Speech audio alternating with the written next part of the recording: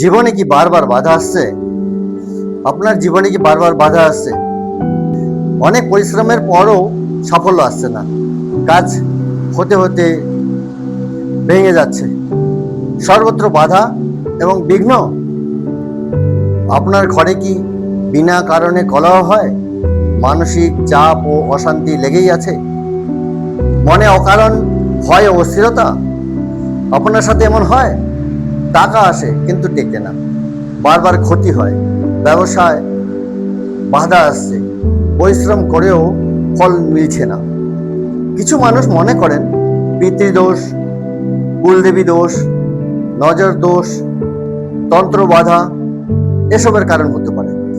এটা কি শুধুই কাকতালীয়, নাকি কোনো গভীর কারণও থাকতে পারে?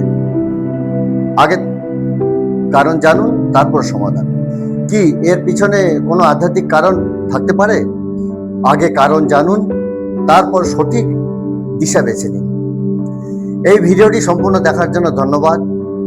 জ্ঞানই শক্তি, সচেতনতাই সুরক্ষা।